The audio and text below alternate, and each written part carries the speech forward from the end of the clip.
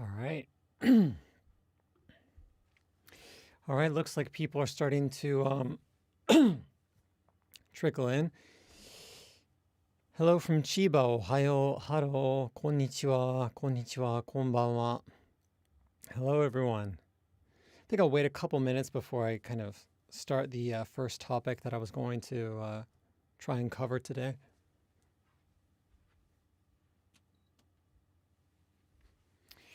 There we go. That's better.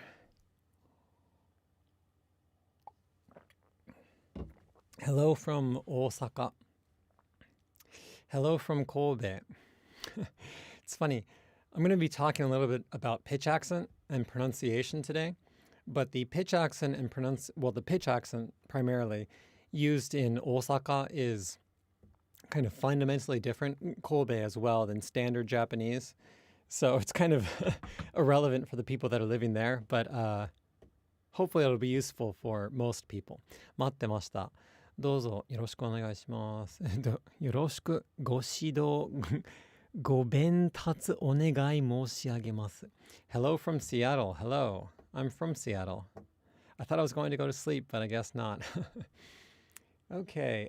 Is higher than we recommend. We recommend that you use a stream bit rate of 2,500. Okay.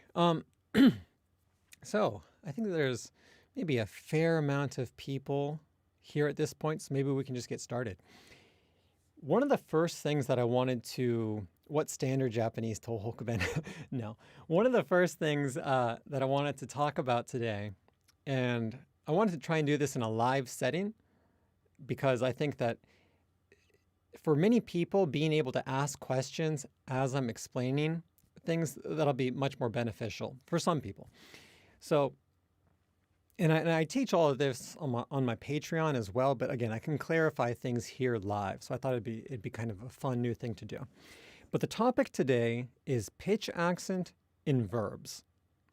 So for people that aren't aware, Japanese is a pitch accent language. And what that means is that unlike English, English is a stress accent language, meaning that the location of the accent in a word and how the accent is said is determined by stress, the amount of force and kind of punch that you give to that syllable of the word. So if I say tomorrow in English, it's kind of slight exaggeration, but you get the idea. Tomorrow, the ma bit is longer, louder, and said at just a slightly higher pitch than the other syllables, but the pitch is kind of a more result of trying to say it louder and with more force than the other syllables. So that's what an accent in English is like. But when you make an accent in Japanese, it's not a matter of kind of force. It's a matter of just pitch. So sometimes the amount of force can increase as well, but that's kind of a secondary thing. The primary difference in Japanese that, well, compared to English at least, is that pitch is what determines the accent of the word or the lack of accent, because there are many words in Japanese that don't have accents. So if I say the word for economics in Japanese, I can say keizai, keizai. And that beginning ke is higher than the other bits. Or if I say, we're going to be covering verbs today. So maybe a good example would be the word for eat in Japanese. Taberu. Low, high, low. Taberu. Now, the thing that makes this different from a word like tomorrow, again, is when you say tomorrow, the ma, it's longer and louder than the other two syllables. But in Japanese, the be in taberu, it's not significantly louder or longer than the other two syllables. It only, generally speaking, has a higher pitch. So one of the things that native English speakers tend to do is they can discern or hear the pitch accent of many words, but they tend to, when they try and reproduce the pitch accent of certain words, they end up saying it as if it was a stress accent. So rather than saying taberu, taberu, it's more like taberu, taberu. That's a little bit of an exaggeration, but that's one good thing to be aware of if you're kind of just getting started with your pitch accent studies.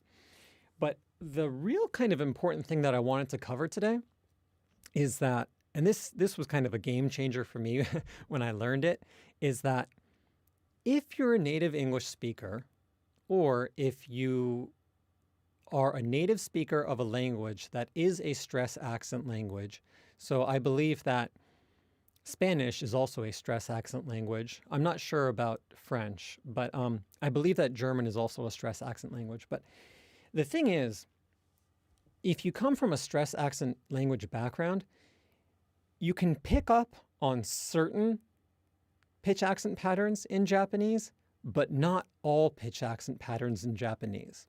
And what that means is that you will have the tendency to say all Japanese words with the pitch accent patterns that you can hear, rather than the pitch accent patterns that they should be said with that you can't hear. So what do I mean by this? A really good example is the word for teach in Japanese.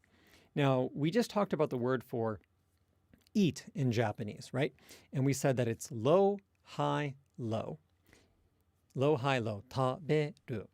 Now, most native English speakers, native English, Spanish, and German speakers, again, can hear this pattern. We can recognize this pattern because it sounds somewhat similar, again, to that stress accent pattern of tomorrow, tomorrow. Again, the ma, it's a little bit, it has more force and more length, but it has similarities, right? Very similar. But if you have a word like teach in Japanese, the way that it's spelled is oshieru, oshieru. And native English speakers, again, and native Spanish speakers and German speakers, they have the tendency to say this word as if it had an accent in it. Because as native English speakers or native stress accent language speakers, we have the tendency to want to put a stress or some kind of accent onto every single word of the language. And kind of a major artifact of this is that people, native English speakers in particular, we tend to say every single Japanese word, every single Japanese verb with an accent. Although there are many, many, many Japanese verbs that don't have any accents at all. So, again, if we talk about the word to teach, osieru, osieru, osieru, it's not osieru. It's not osieru. It's just osieru, osieru. It's kind of flat.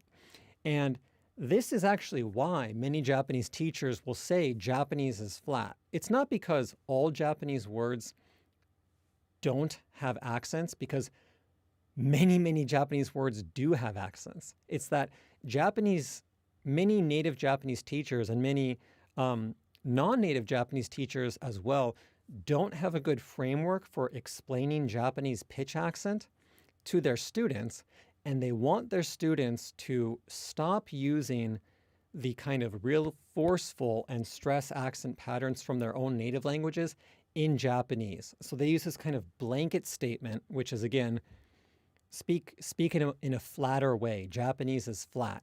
And that's good advice for some words, like osieru, but it's really bad advice for other words. But like a great example of this is the words for open and close in Japanese. Now, the word for close in Japanese, like if you want to say close the door, doa o shimeru, shimeru, shimeru. Again, native English speakers can hear that downstep, shimeru, shimeru.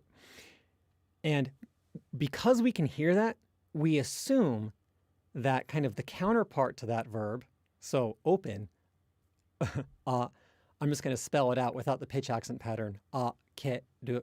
We assume that that should be akeru as well. We think shimeru, okay, then it must be akeru as well. But it's not. It's shimeru and akeru, akeru, akeru. So akeru is another one of these examples of verbs in Japanese that doesn't have a pitch accent at all. Or it doesn't have an accent in the verb. So this is kind of the first thing that's really important when it comes to verbs and pitch accent in Japanese. It's really, really, really beneficial for people to recognize that there are dozens and dozens and dozens, hundreds probably of verbs in Japanese that don't have any pitch, any accent within them at all. And that if you are a native English speaker, you're probably saying the overwhelming majority of verbs in Japanese with accents, even though many of them don't have accents. If you can learn to recognize that, you can immediately improve a lot of your bad habits that you might not know that you have. So, waiting for Yapatan to pop out of the shadows. As a Japanese native, I've never cared about that. Well, yeah, it's something that it really comes down to the learner, because pitch accent, if you want to sound as native as possible, then I strongly believe that it's very, very, very important to study, because if you don't, then native Japanese speakers, many native Japanese speakers will assume, okay, this is your second language. Of course you're not going to sound good. And many people are fine, what would you say, being thought of as a non-native speaker that can only reach like a certain level, so to speak. But if you're trying to strive for the highest level as possible and you want to be, again, as close as native as possible, then I think it's absolutely critical to study. But it's absolutely not critical to study if you just want to get your point across. And that's what many people are concerned about. Okay. Let's see. I love your hoodie. Yeah, this is the Dogen merch. It's linked below in the description. Hiragana, written in katakana. Yeah, same. It's difficult for me to notice pitch changes and even harder to replicate those changes. Well, this is actually what I tried to cover in my most recent Japanese comedic video, which is what's the difference between the word flower and the word nose in Japanese. And if you ask a native Japanese person this, and that person hasn't gone through like Japanese pitch accent training, then the overwhelming majority of time, in the overwhelming majority of circumstances, they'll say hana, hana. Oh, they're the same. But the correct answer to this is actually that they're the same when they're said in isolation, but they're not the same when you say them with the following particle. And, oh, thank you very much. Well, I got super chatted Caitlin Gregory. Awesome. Thank you so much. Really appreciate that.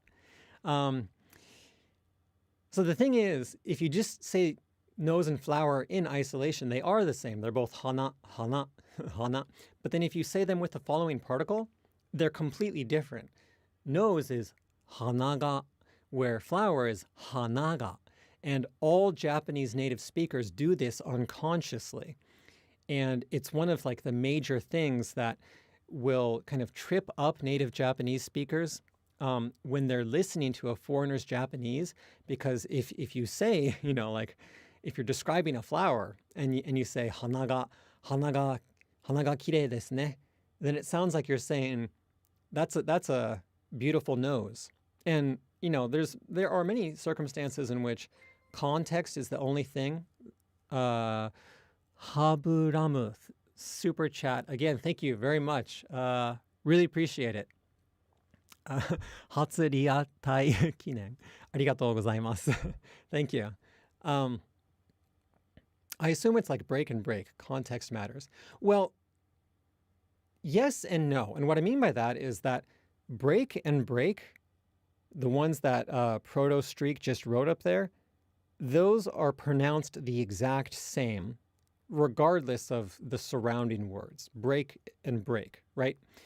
But again, in Japanese, one of the differentiating factors is the way that the particle attaches in many circumstances. So it's not as if flower and nose are pronounced the same. They're pronounced the same only if you just say those two words in isolation. But the number of circumstances where you only say hana just as a single word without any additional context is extremely limited. Typically, you're going to be saying that in some kind of context. And if that's the case, if you are going to be describing that in some kind of context, why not try and say it with the correct pitch accent, the correct pronunciation, right? And to clarify, there are many words in Japanese that do have the exact same pronunciation, including the particle. But there are many words in Japanese that the only difference is the particle. So I think it's a very important thing to be aware of if, again, if you're striving to get as good at Japanese as possible, in my opinion. Again, here's another really good example. Kami, kami. So the word for God is pronounced high to low, kami. But then the word for hair and paper, I believe, are both pronounced low, high, low, with the particle attaching low. So let me just confirm that really quick. Kami, kami-ga, so like God, is pronounced kami-ga, but then the word for hair, kami-ga. This hair is kami-ga, and then paper as well is also, it's the same. Kami-ga. So the differentiating factor between God and paper and hair is pitch accent, but paper and hair are pronounced the exact same way, including the particle. So there are many times where the pitch accent is the only difference. That's not to say that pitch accent, that there are no homophones in Japanese, i.e. that there are no words in Japanese that have the exact same pronunciation, because there are many words in Japanese that do have the exact same pronunciation. Okay. I just got a couple chats. Azim, thank you very much. $3 super chat. Fulkar, I'm not sure what currency this is, but it says 20. Thank you very much. And then good morning from India. Thank you very much. 40, is that rubies? I'm not sure what the, I can't, I'm not sure what the currency is, but thank you very much. I really appreciate it.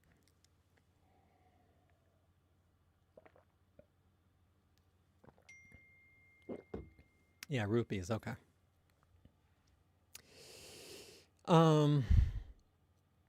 God is higher, so starts higher. Yeah. こんにちは。配信の後はアップロードしますか？はい、します。So let's see. Yeah, that someone wrote the word for, I think I can type this in as well, but the word for, this is actually a really good example, so I'm going to put that, I just typed it into chat. If you say the word for go home, it's kaeru, kaeru, with the accent on the first mora, kind of the first beat of the word. But then if you say the word for change, it's kaeru, it's flat. And that's the same with frog, actually, kaeru. So again, native English speakers, we have the tendency to say the verb change as if it was the verb for go home. So like if you say, here's like a really good example. This is like a double mistake that I've actually said in the past. If you want to ask like your friend if they changed their hairstyle, you might say, "Kami kaeta?" "Kami kaeta?" But as native English speakers, we would have the tendency to say, "Kami kaeta?" "Kami kaeta?" But that's completely wrong in terms of pitch accent. That sounds like, did God go home? Rather than, did you change your hair? So,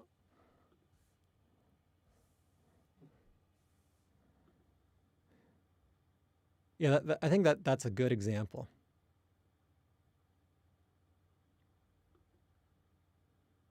Yeah, you would probably, it would be more natural, not rather than to say, did you change your hair, to say, did you cut your hair? So, kami kitta, but to illustrate the difference between those two verbs. Help, I'm still clueless after going through the first 10 lessons on Patreon. How can I practice the basics more to replicate basic sounds? So there's a couple of things to do that you can do to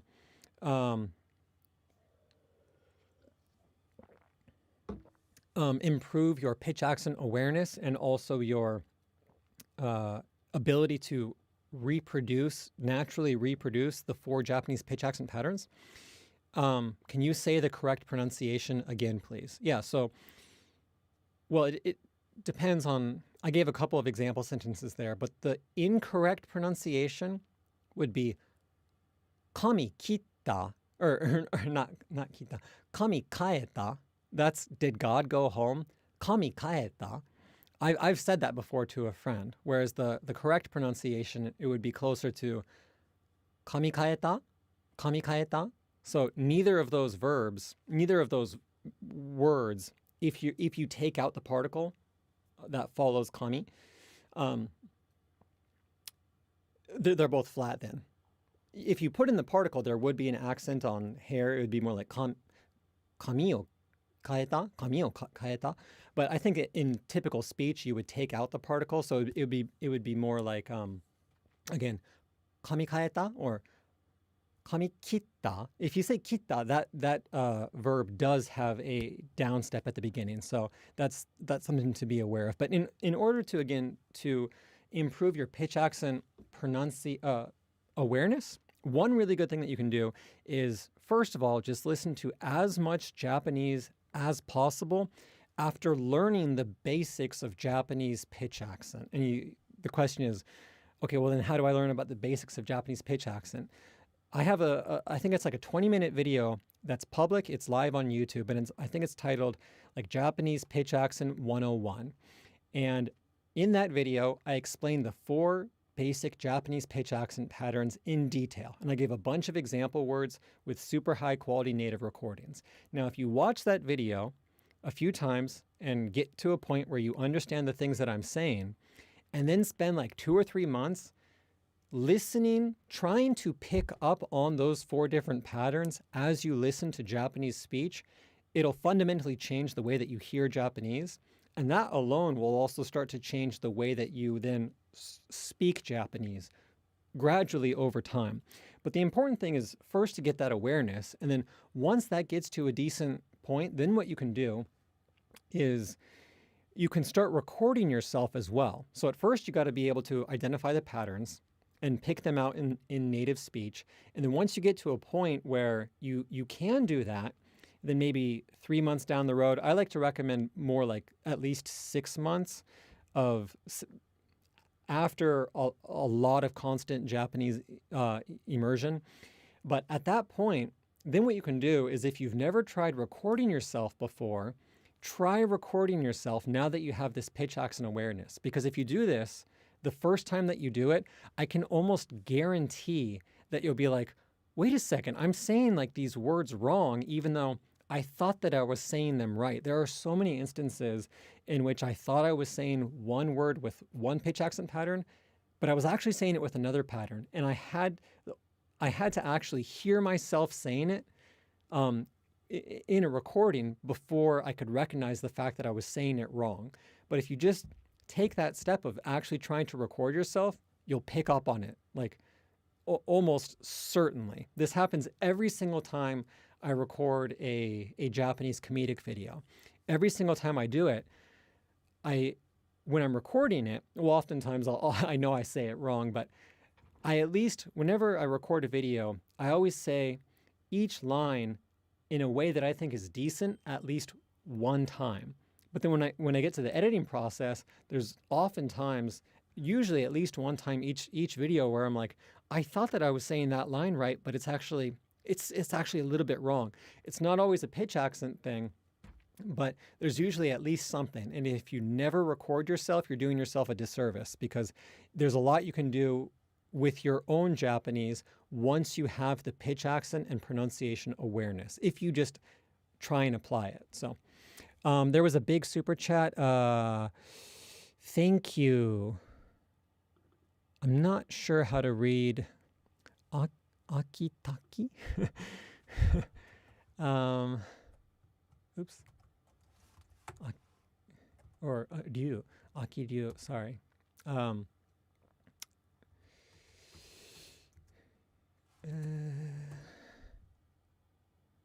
Sorry, I misread that kanji. But 終了ありがとうございます。終了ありがとうございます。すいません。助かります。Chris, thank you very much for the super chat. 1000円カットのためにありがとうございます。確かにわざわざピッチアクセントの間違いを指摘する日本人ってあんまりいないんだろうから、意識しないと気づくの難しそう。そうなんですよ。まず日本人だったらどう教えたらいいかわからないっていうのが一番大きなポイントだと思うんですよね。まずもう全部無意識のうちにやってるから、それを本当ゼロから少しでも勉強しないと、毎回言うんですけど、もう日本語はフラットだからってもう言うしかないんですよね。Okay. Let's see.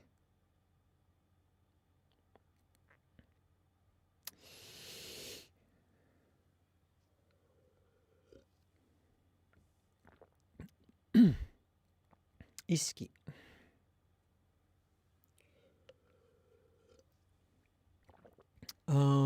Let's see. Oh, but let me answer your question. Do you think it's possible to acquire really good pitch accent through chorusing shadowing? Well, I think it's possible to. It's hard to say how, to what degree, like exactly how far you can go with those practices, but I can say with conviction that doing that is 100% better than not doing that. And that any effort involved in trying to study pitch accent, it'll take you, as is with most things, it's a matter of diminishing returns. There's a logarithmic effect, so that the initial effort that you put in goes a really, really, really long way. And then the more and more in time and effort that you put into it, it slowly, like the first 10 hours that you spend on pitch accent make a massive difference. The next 10 hours make a big difference, but not quite as big. The next 10 hours make a slightly less difference, and so on and so on and so on. So if you've already been studying pitch accent intensively and doing a variety of things, like first of all, trying to be conscious of pitch accent in native speech, and then also doing chorusing and shadowing, you can make great strides with those practices. But again, it's very hard to say what is really good pitch accent, and also whether you can get to like your best pitch accent possible through just those two exercises. I think those can be very, very effective exercises. The thing that I think is a little bit concerning about shadowing is that, again, if you are not, it's certainly better than not shadowing, but if you are not then going back and listening to how you said the words and or getting feedback on your pronunciation, then you don't know whether or not you actually were shadowing in the correct way or not. And I actually think that this is one of the reasons why I've been able to improve my Japanese so much since starting my YouTube channel. Because again, every time I make a YouTube video, I get direct feedback from myself, who knows a fair amount about pitch accent, on the little things in my Japanese that I didn't realize I was saying. So I think that that matter of additional feedback can make a big, big difference than as opposed to if you're just saying it and not getting the feedback. So if you can, shadow while recording yourself and then listen to those recordings, provided you know a fair amount about pitch accent. But then on top of that, also, if you can, try and find a native speaker that knows a little bit about pitch accent if possible. If not, then typically if you just say, 自分のイントネーションは大丈夫ですか? Or like, イントネーションについてなんかこう気になるところはありますか? If you just ask them to kind of correct your intonation, that's kind of what Japanese people think that pitch accent is. It's actually not. It's a completely different thing. But that'll go a long way. Okay, so what do you think about sites that let you drill perception, recall, production, like Kotu.io/test?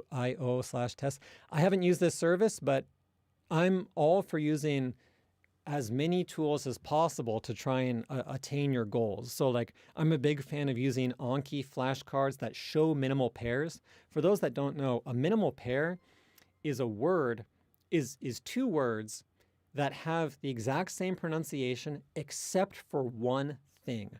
So a good example of that would again be flower and nose. Both are ha, na, right? And if you attach a particle, then both are ha, na, ga.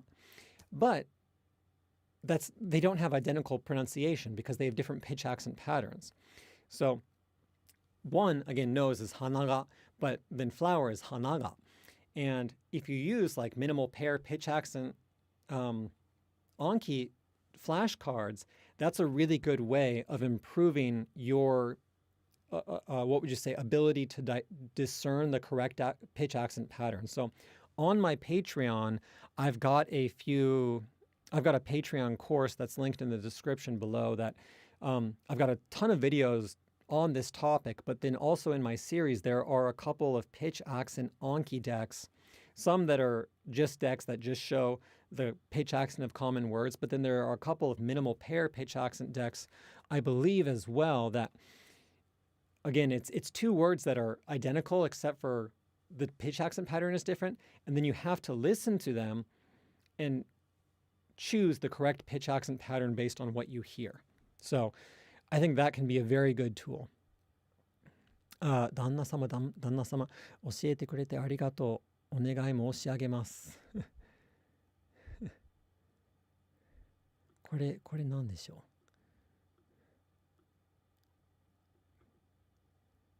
う？同じ。なんか言語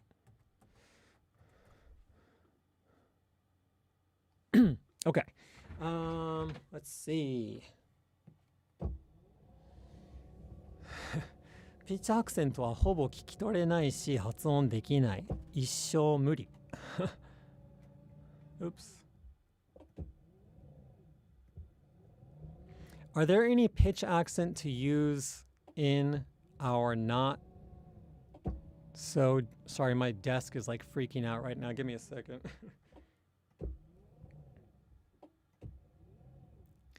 So someone asked a question.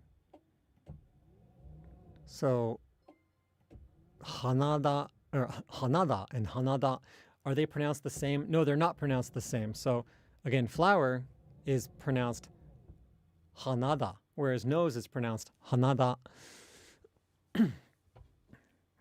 So that's important.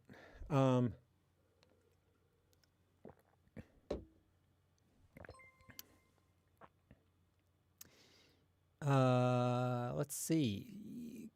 Kyushu, a pittance from a fan that lurks. Thank you very much. Appreciate it. can anyone link the flashcard? Well, that's part of the pitch accent series. So it's part of my course. It's a $10 monthly thing. If you sign up, you get immediate access to all the lessons that I've ever created, as well as those decks. So some of those decks I kind of made payments to the people making. There's multiple decks. Some of the decks I paid to make them available on Patreon. Some I didn't, but they're all listed on that page. And it's not really fair to my patrons that are paying to just share those decks with everyone else that aren't. So I apologize for that. 道元さんは無意識に、アクセント使い分けてますか？そうですね。意識的にやってるところもあれば、無意識にやってるところもあります。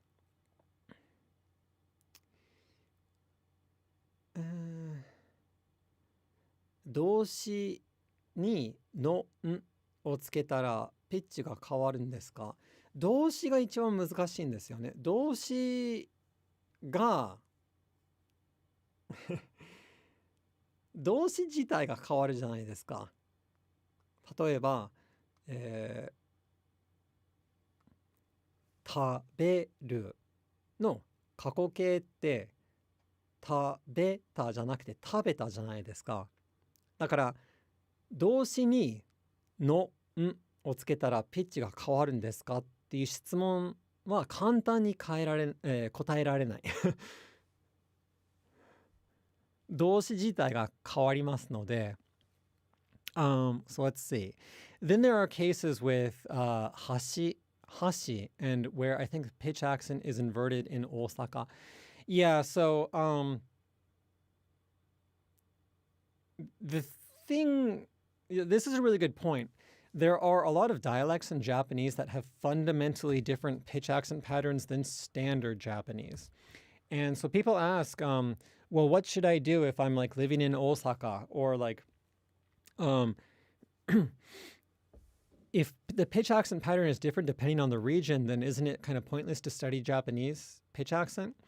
And I'll answer both of these questions right now. I think that it's very wrong to say that because pitch accent is different depending on the region, it's pointless to study pitch accent. And the reason for this is because native Japanese speakers, in the overwhelming majority of cases, speak with a unified set of pitch accent patterns. So they either speak overwhelmingly with standard Japanese or overwhelmingly with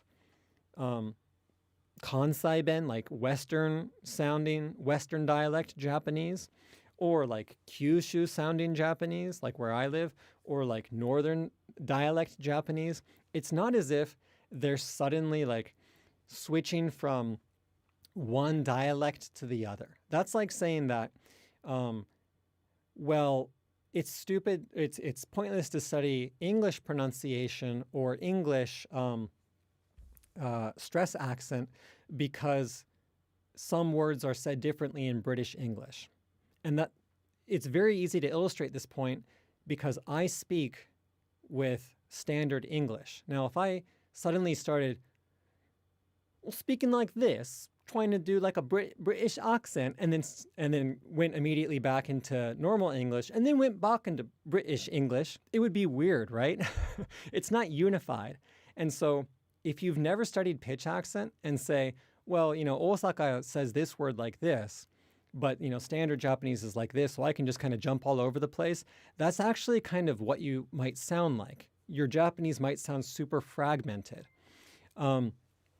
So I disagree with the notion that because there are different dialects, it's fine to just ignore pitch accent entirely.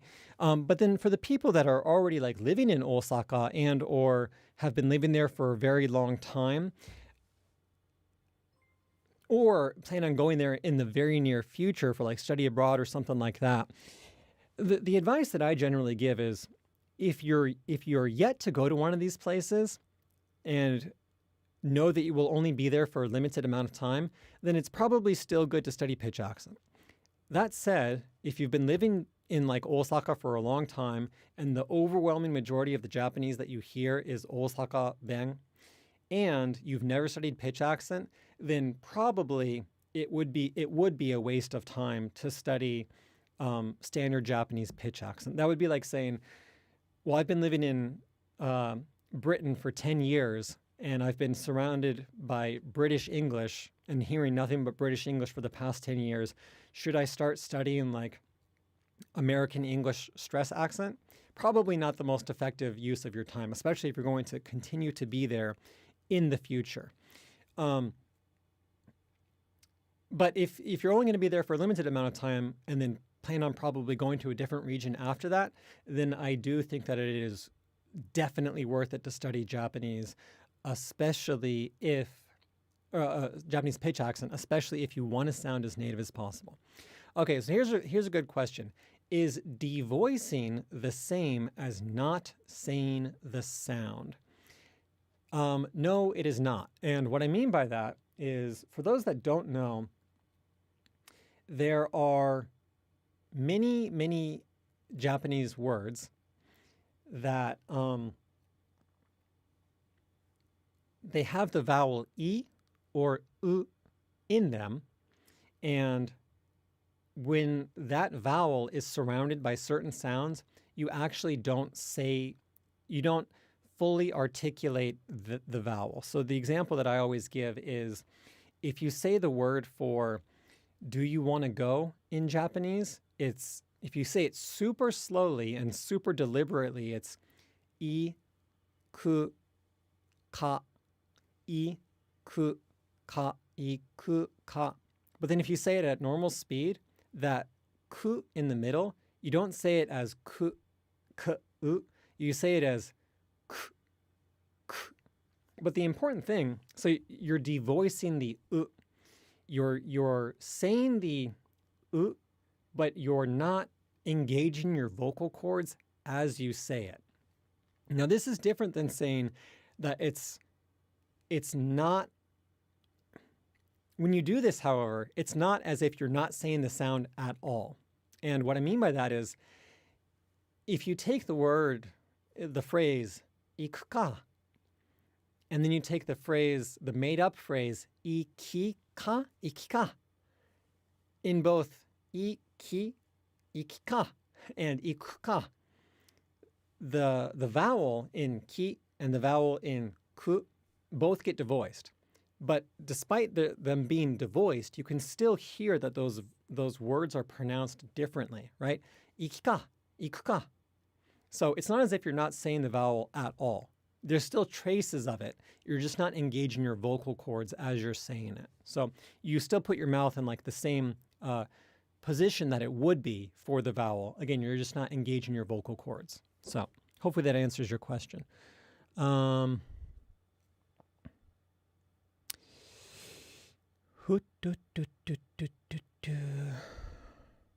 suddenly I just got like a bunch of new comments all of a sudden. British be fighting for relevance in the world. So funny.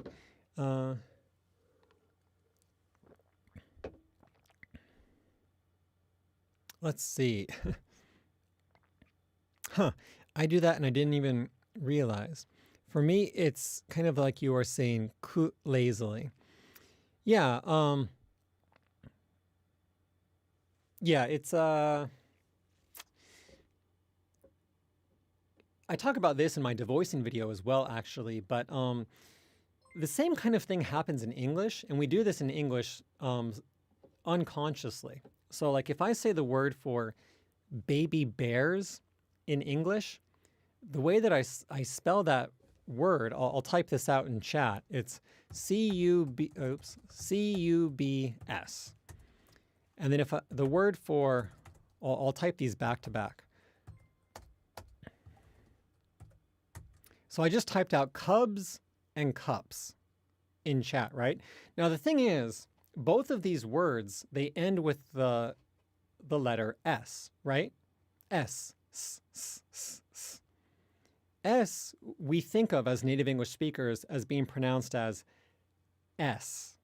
S, S. But what's happening if we say cubs, we're actually not saying, we're saying the S as if it was a Z. And what I mean by that is, if I say cubs, cubs, cubs, cubs, I'm not saying cubus, cubus. So what's happening is because B, we engage our vocal cords in B, kind of what happens is like the momentum of us engaging our vocal cords, that rubs off onto the next sound, which is an S. So despite the fact that both of those words end with S, the S in those words is pronounced differently. In cubs, the S is pronounced as if it was a Z, and in cups, it's pronounced as if it was an S.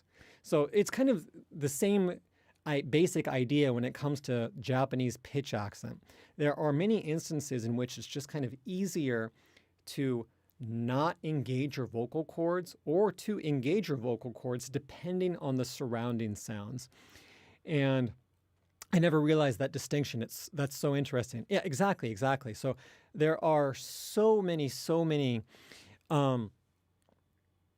words like that in Japanese that they're actually harder to say them.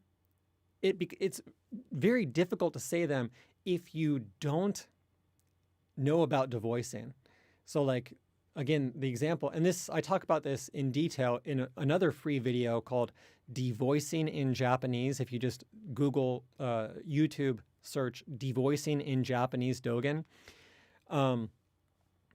then it'll come up. You can watch that entire lesson. That's free. It's like a 20 or 30 minute lesson. I talk about all of this in detail. But if you try and say, do you want to go? Iku ka, with a fully voiced u, like iku ka, it's actually harder to say it that way. And it's such a shame because there are so many textbooks that say like Japanese sounds are always pronounced the same way. Japanese pronunciation is pretty easy.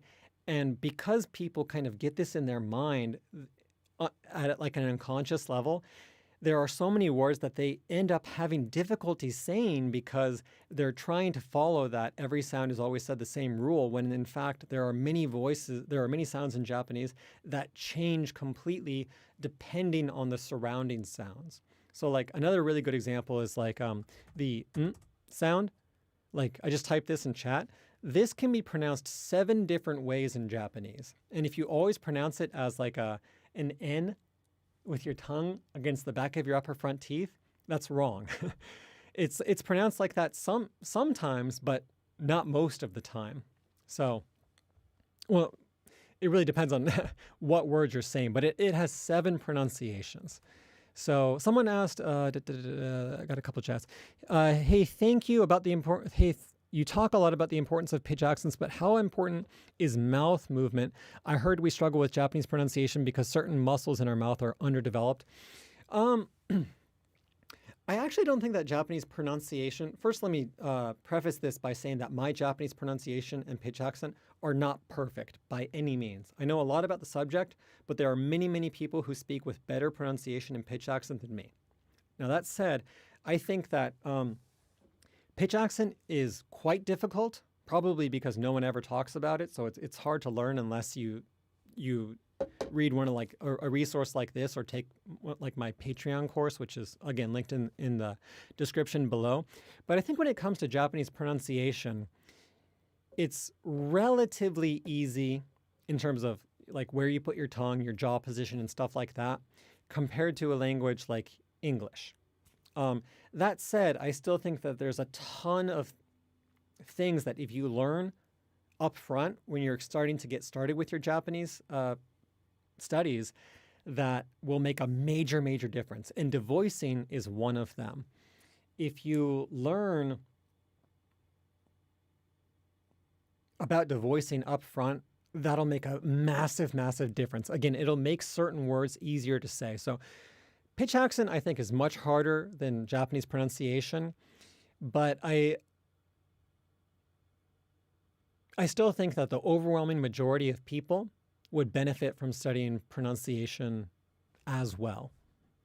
At least allocate a little bit of time to that. Have enjoyed watching your videos for a while. Thanks for both the lessons and the humor. Well, thank you very much. I appreciate that. Zavin, cheers.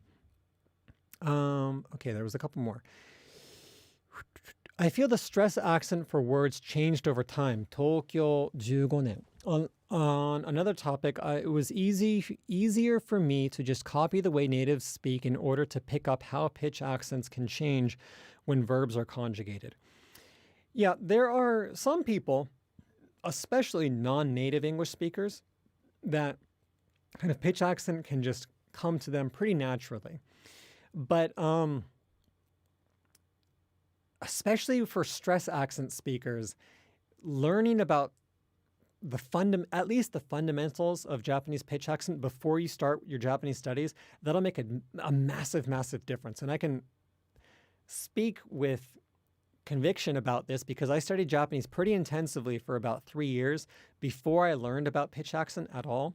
And when I started to learn about pitch accent, I was like immediately shocked because I was like, oh my God, I've been saying like hundreds of words incorrectly this whole time. And I think that the overwhelming majority of people, particularly stress accent learners,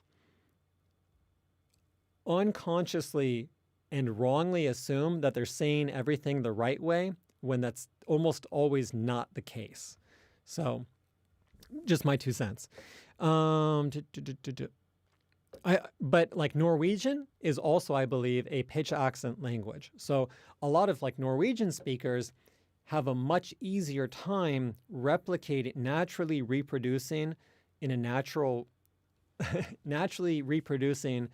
the pitch accent patterns in Japanese without explicitly outright studying them.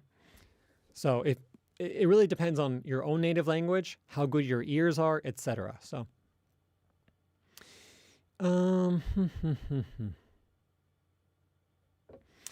Please teach these cutie pie friendships between pine tree.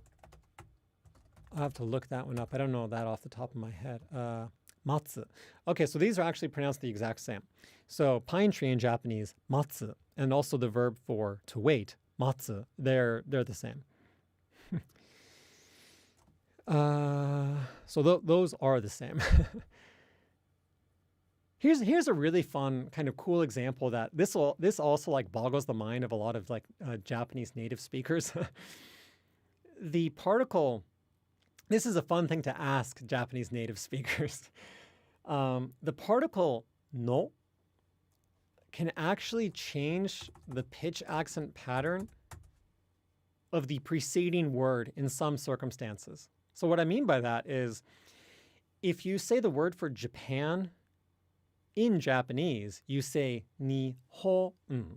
So like if you say I love Japan, you could say Nihon ga daisuki. Nihon ga daisuki.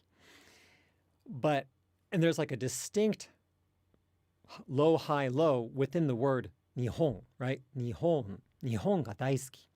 However, if you say Japan's something, like Japan's population, and you write Nihon no, then you can actually pronounce the word Japan with a different pitch accent pattern because no changes the pitch accent pattern. So you could say, some people say Nihon no with that same pitch accent pattern, but many native speakers, rather than saying Nihon no, they'll change it to a flat pattern. And they won't say Nihon no, they'll say Nihon no.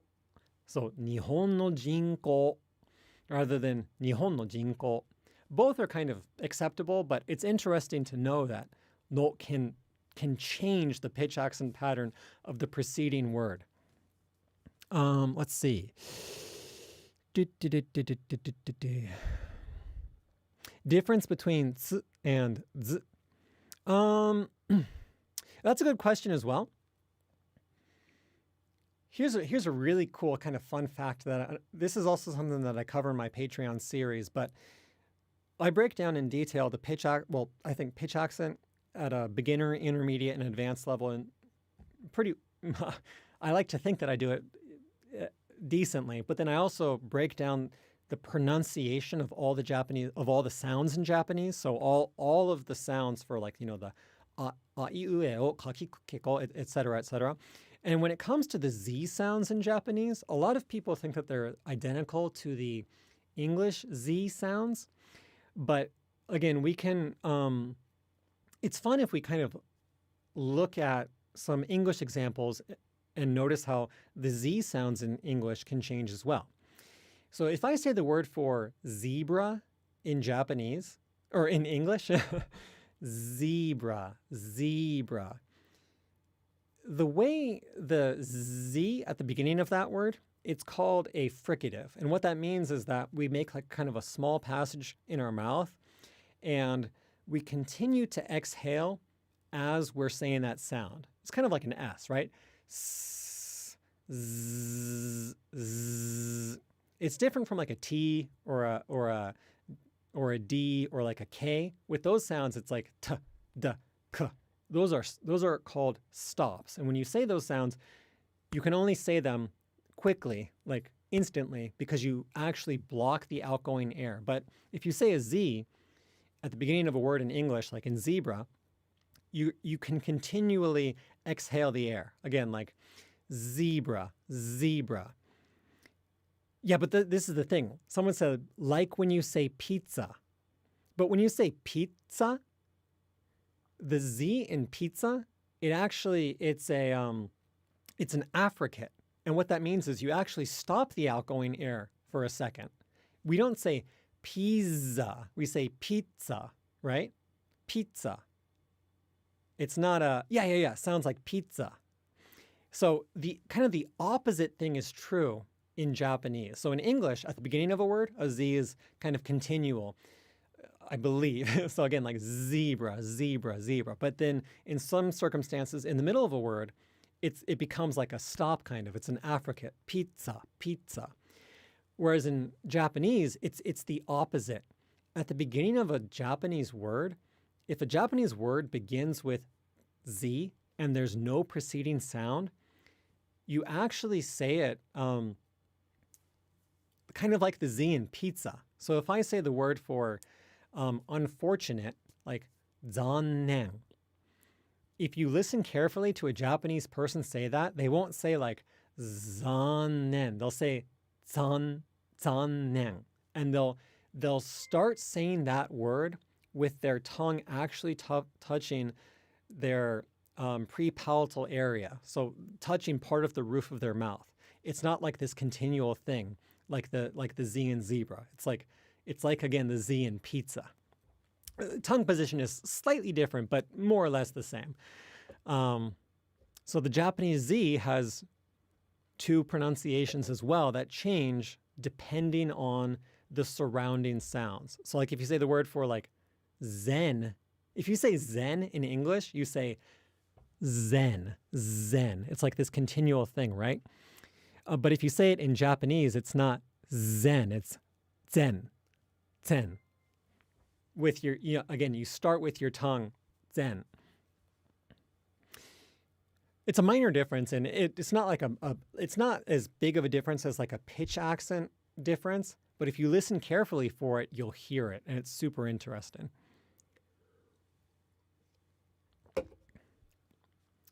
Yeah, so it's like the TS. It's like that, except rather than a T at the beginning, it's a D. Yeah, 残念. Someone just wrote it. 確かに残念だね. そうなんですよ。確かに残念だね. Okay. What about the pitch accent for oyster and persimmon? I always have to look these up because I never eat oysters or kaki.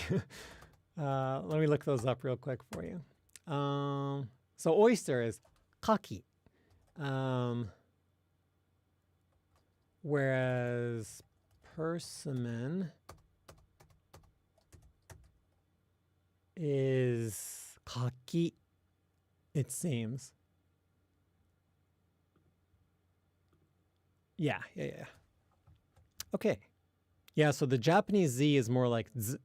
Yes, that is true if the Z is coming at the beginning of a word and there are no preceding voiced sounds. So it's quite complicated, but that's kind of like more like Japanese trivia, but it's cool to know if you're into that kind of thing, like I am.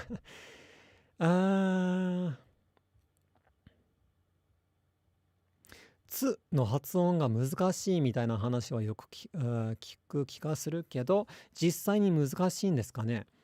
そこまで難しくないと個人的に思いますけどね。So someone said,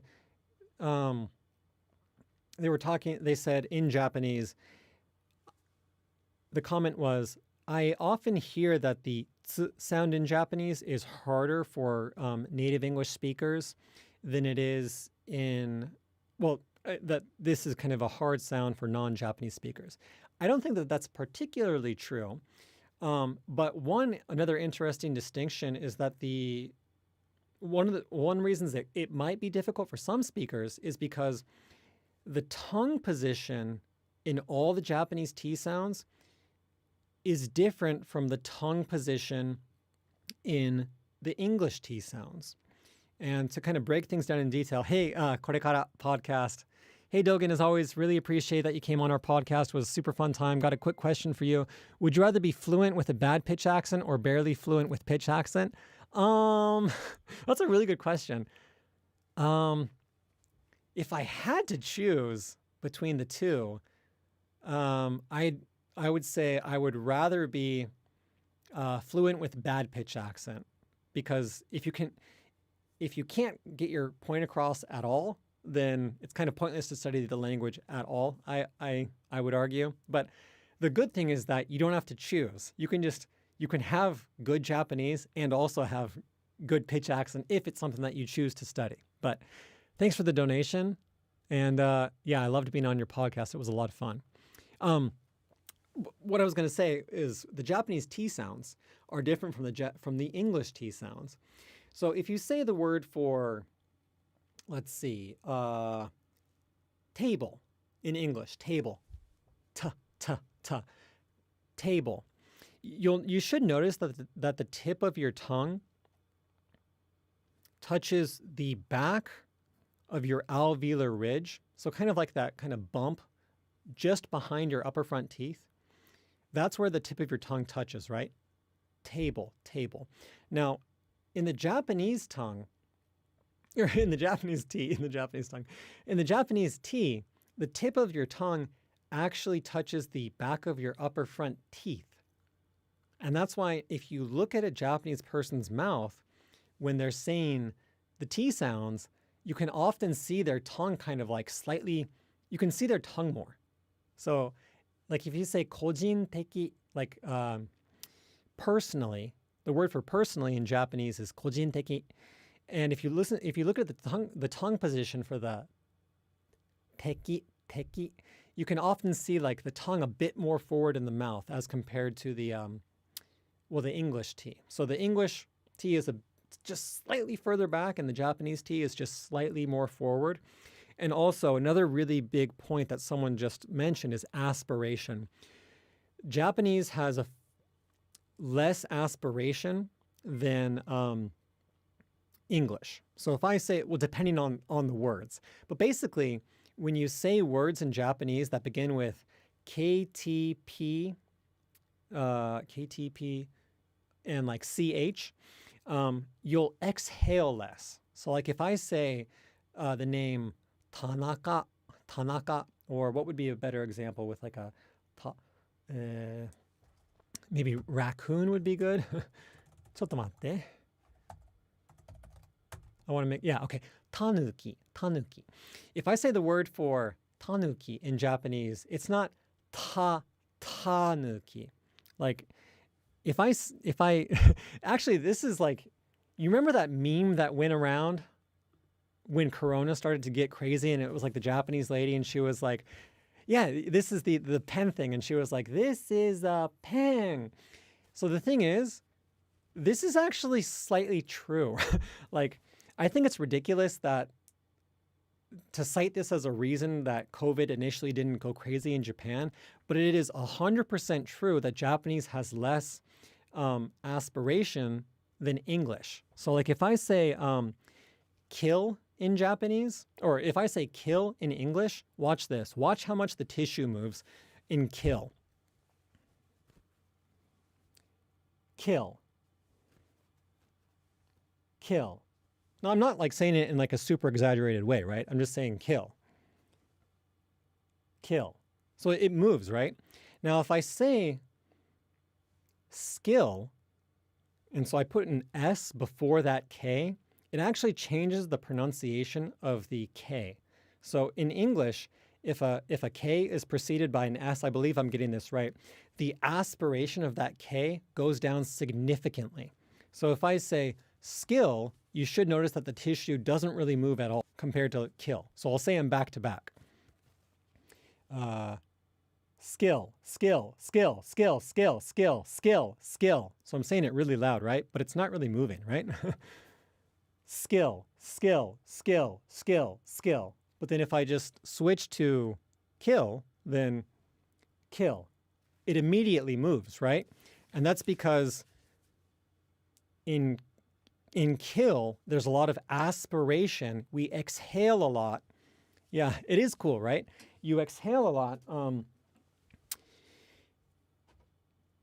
with that initial K. But the Japanese K, it's kind of in between those two. And what I mean by that is you don't exhale nearly as much in the Japanese K when it comes at the beginning of a word compared to the English K when it comes at the beginning of a word.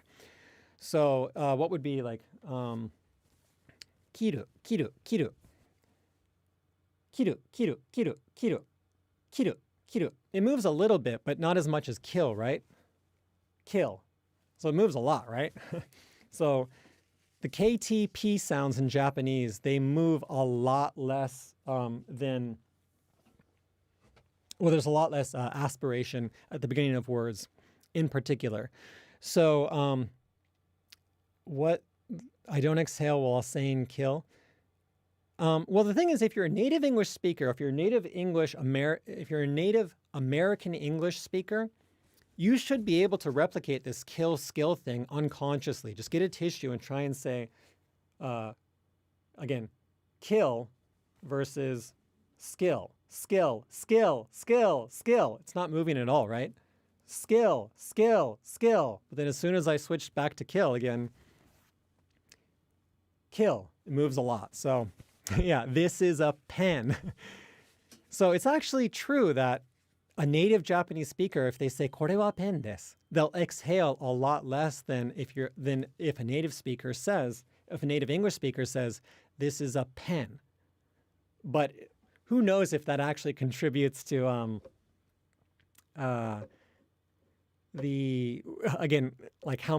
how crazy Corona went in Japan early on. But I thought it was so funny when that meme started going around because nobody really knew what they were talking about. They were like, this is so ridiculous. Like, they're obviously the same, but they're actually not.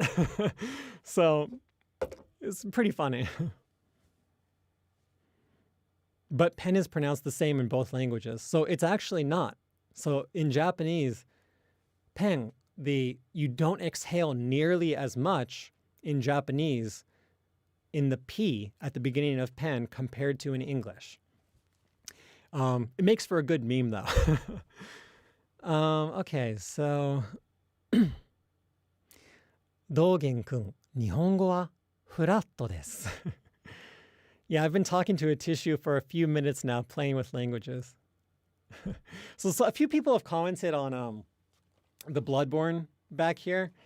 For anyone that might be interested, yes, I did get Elden Ring. I've been absolutely loving it, and I think that it's a complete masterpiece. I cannot believe how good it is. From Software, oh my God, what an incredible, incredible game that they've made. I really enjoy your videos. 心ばかりですが、ありがとうございます。すごく嬉しいです。感謝します。There was another question. Thanks for the advice. I'll review lessons 5 to 10, record myself, and then review with a Japanese tutor. See you in 3 to 6 months. You and all your content are awesome. Please make more beginner level content. Thank you for the advice. I'll try and do that. I'm not sure how recently you've seen lessons 5 through 10, but I recently remade lesson 6.3, which I think is it could be the most important lesson in the series at this point, because it kind of talks about the difference between pitch accent and intonation. Bloodborne got me into the Soul series, best game ever, took me literally days to beat first level, and then I got good fast. Are you playing Elden Ring in Japanese? Yes, I am playing Elden Ring in Japanese. I'm thinking about doing some Elden Ring streams on Twitch in the relatively near future, potentially even tonight. Just killed a boss in Elden Ring with this in the background. Interesting. But I probably won't end up doing it on YouTube, at least in the immediate future, but it is such an incredible game. I've talked about this a little bit in the past as well, but Final Fantasy VII, as well as Jet Grind Radio, those were two games that fundamentally changed my life in terms of,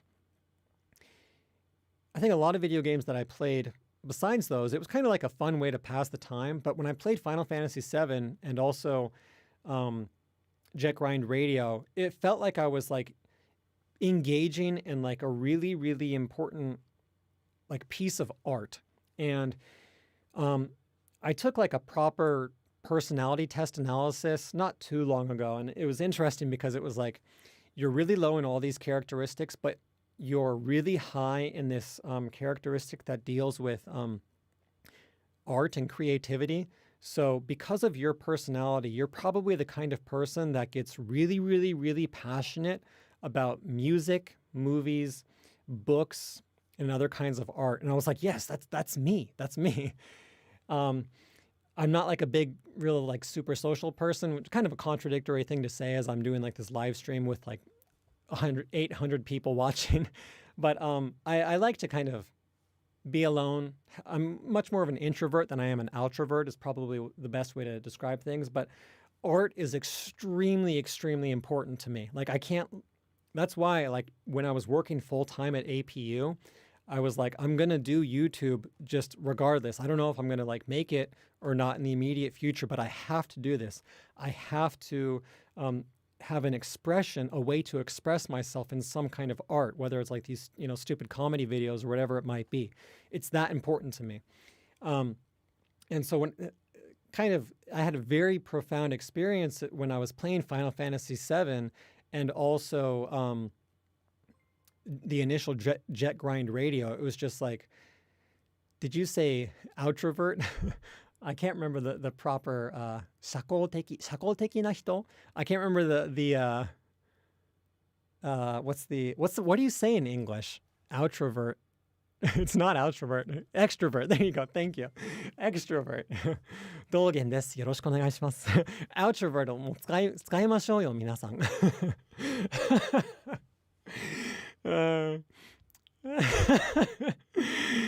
Nailed it. Hey, anyway, Final Fantasy VII and Jet Grind Radio, those games like fundamentally changed my life. It was like the way, the emotions that I felt when I was playing those games, and like the music in particular in those games, and like the art style and the characters and the story. It was just like, this is so good. Like, it's amazing. Those were the only two games that I ever felt like that throughout the many different years that I played video games. Jet Grind Radio, Jet Set Radio, different names, whether you're playing in Japanese or in English. But my cousin really, really strongly recommended this game to me, Bloodborne. He had been playing it and it was like, you have to play Bloodborne. You have to play it. And I was like, okay. And it just so happened that one of my subscribers was gracious enough to have an extra copy of the game, or I can't remember if he had an extra copy or if he just sent his copy to me because he had already finished it. Dabbing like it's 2015. Yeah. I think you have to dab if you say outrovert instead of extrovert. But so I checked out Bloodborne and I had that same kind of experience. It was like, oh my God, this is so good. Like, I feel like my life has improved in a significant way from playing this game. And that's something that I I say that, and I mean that when I say it. I wouldn't say that if I didn't actually mean it, and I wouldn't say it about any other game besides, again, um, Final Fantasy VII, Jet Grind Radio, Bloodborne, and now Elden Ring as well. I think Elden Ring, I'm just at the beginning, but I already think that it's better than Bloodborne. Someone said, "Did you play Dark Souls?" I haven't played Dark Souls, but I tried playing Sekiro as well recently, but I didn't really feel that same kind of thing for Sekiro, actually. I think that Outrovert merch win. Yeah, yeah, I think we should do the Outrovert merch. Outrovert を使いましょうよ. No maidens. Yeah, but it's from software. I think Miyazaki-san, Miyazaki かな? I think that he's certainly a genius that has something going on that not a lot of people can replicate right now. I've heard that, yeah, Nier Automata, the Nier series as well is, yeah, a lot of people experience that as well. Someone mentioned The Witcher 3 as well. I don't have a lot of time to play video games, so I kind of have to just pick and choose. And my cousin knows me well enough to know what kind of games that I'll like and what games I won't like. And he was like, he played The Witcher 3 as well. And he was like, yeah, Witcher 3 is, just as good. It's incredible. But maybe Bloodborne you would resonate more with Bloodborne. Check it out. And I did. And I was like, oh my God, this is insane. But yeah, so I would like to try and do some Elden Ring streams on Twitch in the relatively near future, potentially as soon as later tonight if I can get things hooked up properly. But I got a couple super chats. Sorry, I got to go back. Will you play Bomb Rush Cyberpunk at launch? No, I'm not sure what that is. I unfortunately also don't have a PS5, so I'm playing Elden Ring on my PS4, but it's still, I think it's amazing. Yeah, Earthbound, that's one that a lot of people talk about. Final Fantasy VI. Tips for people with deep voices trying to pronounce pitch. Yeah, this is a really good point as well, actually. I think that there's a phenomenon, and I've talked about this in detail actually as well on my pitch accent pronunciation series linked in the description below. But there's this thing in English, particularly West Coast American English, called creaky voice or vocal fry.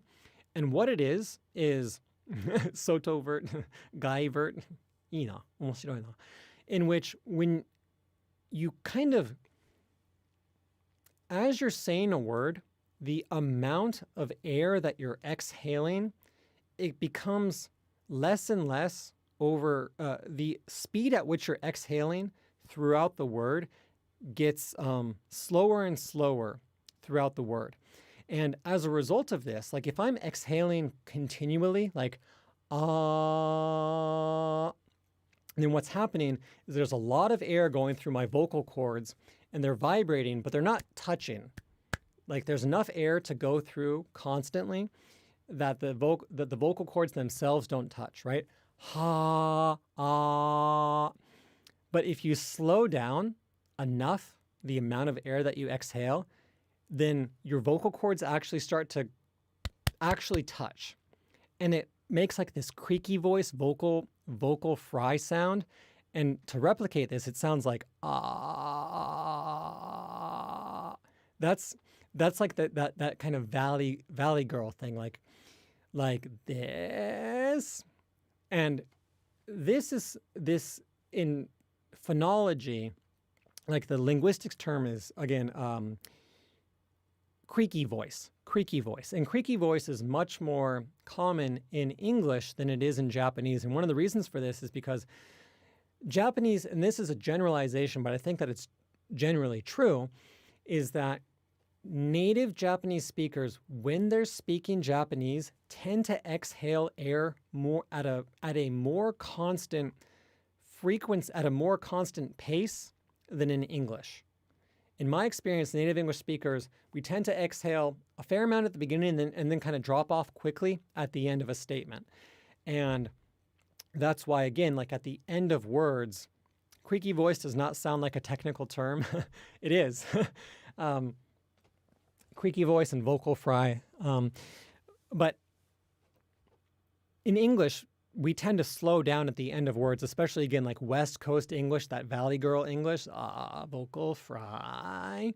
That doesn't really exist in Japanese so much. And the question that someone asked was, what do you do if you have a deep voice? The thing is, it's my understanding that one of the ways that you make a deeper voice is by slowing down the amount of air that's going through your vocal cords at any given time. And if you try and just be a little bit more consistent with how much air you're exhaling, if you try and kind of just a little bit, be a little bit conscious of trying to be, again, more, what would you say, consistent, a little bit more breathy with how you speak Japanese, that should help with the kind of consistency with pitch accent. This might be an interesting anecdote for you. Sorry, I'm going to check the the temperature of my room right now. It's getting a little bit hot in here.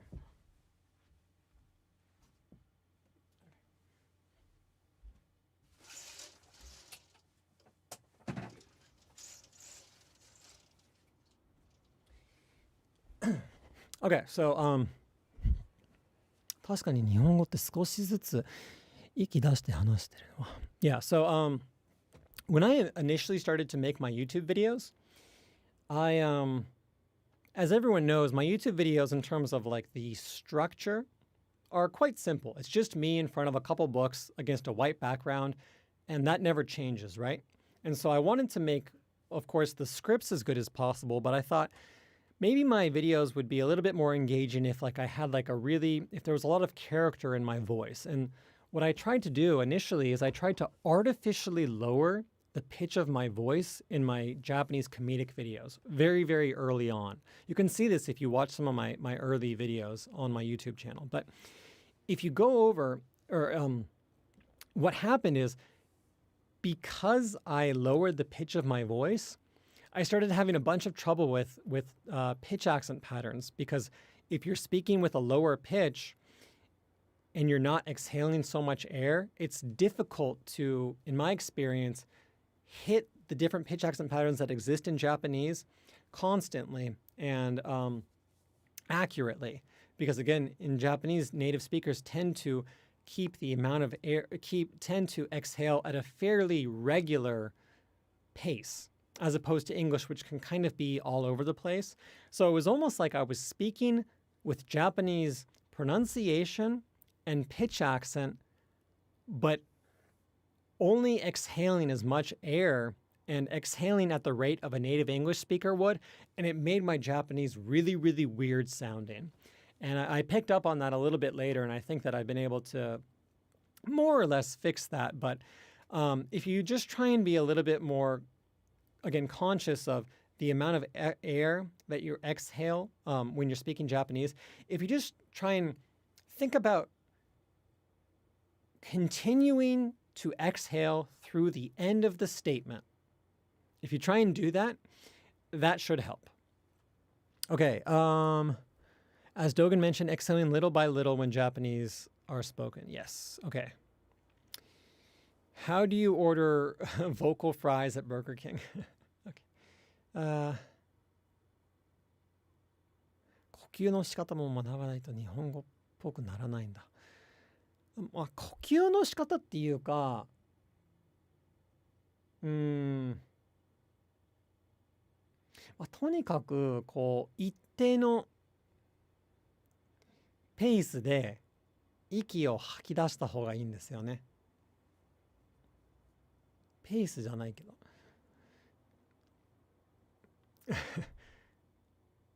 Okay.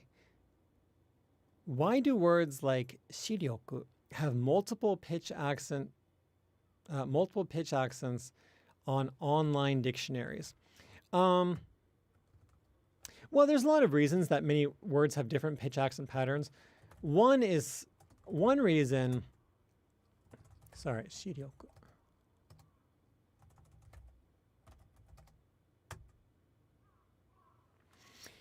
This isn't the case for this word, but one of the reasons is that there are some words in which there was just so much overlap a long time ago with certain words that between standard Japanese and then certain Japanese dialects, that some words just have multiple pronunciations. There are just some words in Japanese that have multiple pronunciations.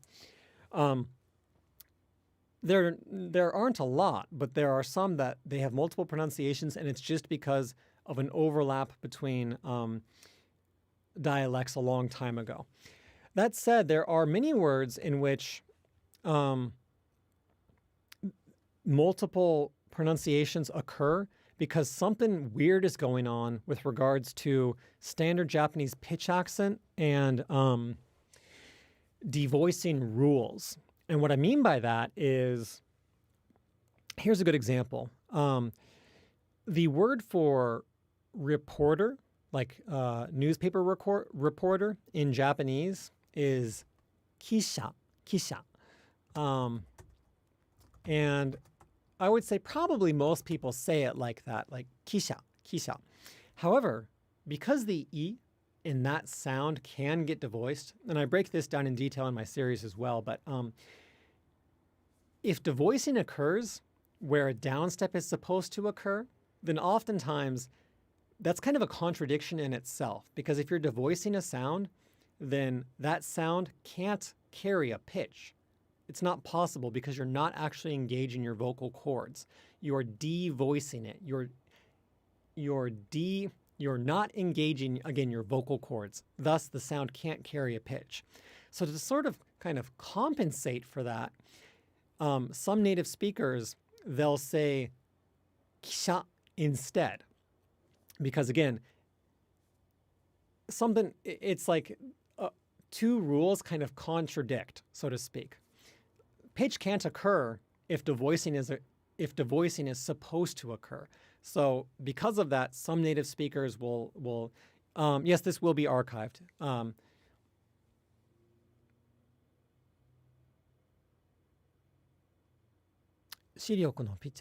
Anyway, oftentimes when there are kind of multiple pitch accent rules that contradict each other at the same time, then that word will often have multiple correct pronunciations. Here's a good example. Here's another good example. Every single verb in Japanese, generally speaking, in the overwhelming majority of cases, the downstep of verbs in Japanese, for verbs that have downsteps, occurs on the second to last mora of the word. So whether I say, let's see, taberu, or I'll just pull up some lists real quick.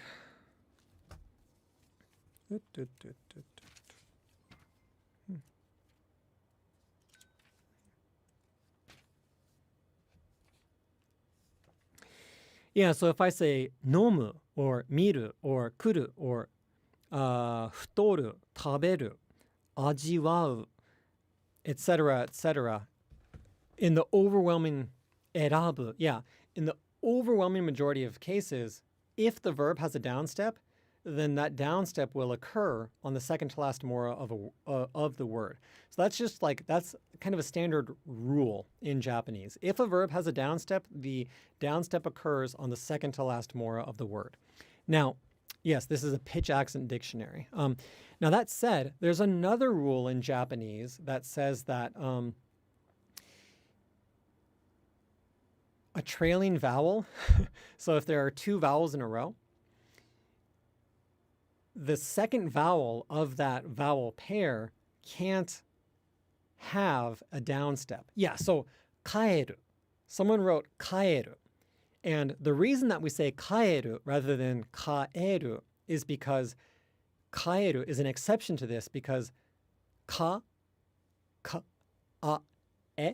So a is one vowel, e is a second vowel, right? So kaeru, tell de. Yeah, exactly. So this is an example of a contradiction. Another rule in Japanese pitch accent is that a trailing vowel can't contain a downstep. And so because of this, the downstep, technically speaking, according to one rule, it should be kaeru. But because in kaeru is a trailing vowel, the downstep shifts back one mora. So there are like a handful of verbs in Japanese, kaeru, haeru, kangaeru, that because they have trailing vowels, the accent is not on the second to last syllable of the word. But some of these words actually have multiple correct pronunciations because there are like two conflicting pitch accent rules that are going on. And so because of that, some speakers will say them one way and some speakers will say it the other way. I don't know. I've never come across in my studies doesn't the in kangaeru carry the pitch accent? Well, yeah, this is the thing. Like some people will say it kangaeru. Other people will say it kangaeru. This is an example of an exception. Yeah, like if I pull that up in my dictionary right now, it lists two correct pitch accents. And again, it's almost certainly because there are two pitch accent rules that are conflicting with each other. So it's like, because of that, there are multiple acceptable pronunciations. This is hard. How do you remember all this stuff? So this is hard, right? There are so many rules. But the thing is, I like to think that in my Japanese pitch accent series, I do a good job of introducing the must remember rules, the rules that are good to remember, the rules that if you have time and energy you should remember, and then the rules that you should only remember if you're like really into this stuff. But like here's a really good example, and this is another one that I've talked about in the past. The overwhelming majority of 4 mora, 2 kanji were nouns in Japanese. So like gakusei or gakko, ginko, saiko, saite, etc., all follow the same pitch accent pattern, which is hebang, so more or less flat in regular speech.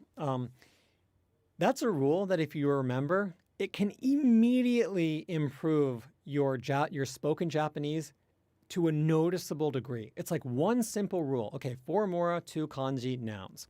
Probably this pitch accent pattern. If you just remember that, like if you just put that in your head for like a month when you listen to Japanese, after that month, you'll never say those words wrong ever again. And also you'll overnight know the correct pronunciation for literally hundreds of words in Japanese. You'll stop saying gakusei. You'll stop saying,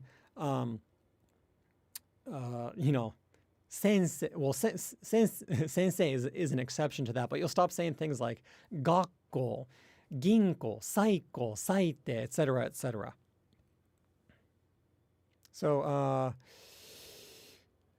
there are a lot of like must-know pitch accent rules, and I try and cover those earlier on in my series. So, and then I try and also say, these rules as well are good to know.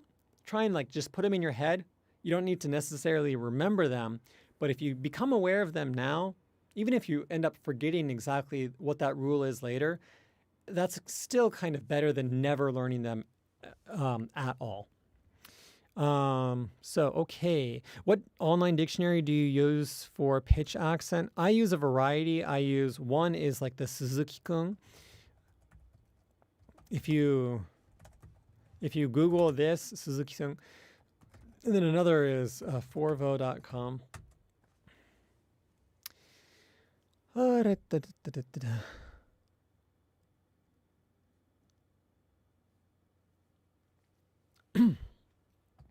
Someone said, what was the question? Like how often, how much have you updated your course since last year? I've been doing a combination of things over the past year. One is completely doing ground up remakes of certain really important lessons. So one of those was like lesson 6.3, in which I talk about things like the subtle drop in pitch, the difference between intonation and pitch accent. That would be another interesting thing to cover in this stream. But I've been doing a combination of that. And then for the lessons that don't necessarily need ground up remakes, but in those lessons in which I'm doing the pronunciation, I'm updating all of those with high quality native recordings from a native speaker that went to the NHK pronunciation kind of academy or speaking school. So I do think that native recordings are better than my recordings for sure. So that's another thing that I've been doing. I've been trying to update basically at least one thing related to my series, at least every 15, 16, 17 days or so over the past year. There's been times when I've done like a ground up remake and that's taken longer than that, but I've tried to stay pretty consistent. And I'm continuing to do that going forward as well.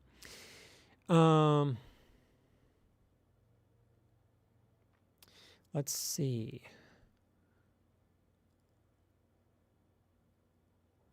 Can you recommend any books that discuss pitch accent? Japanese is okay. Well, it really depends on like what kind of book that you want. Like the NHK Accent Dictionary is good because it has a lot of good, like easy to read tables. It's pretty easy to use. It is in Japanese, but it's not, I would say not as quite as in depth as this, the Shinmeikai Nihongo Accento Dai Niban Nihongo Accento Jiten. This breaks down more of the advanced rules in a bit more detail. But if you're just trying to get like a basic introduction to Japanese pitch accent in Japanese, then I think that this book, Accent no Housoku de ii no kana? Yeah, so like Housoku, that's another one. 2 kanji 4 mora. I didn't know the pitch accent of that word right now. So I just assumed that it was heibam because of that rule that I talked about like 2 or 3 minutes ago. And I was right because I knew that rule. It is housoku. It's not housoku. So this does a really good job of breaking things down in a non-academic, easy-to-read way in Japanese. If you can handle Japanese. Yeah.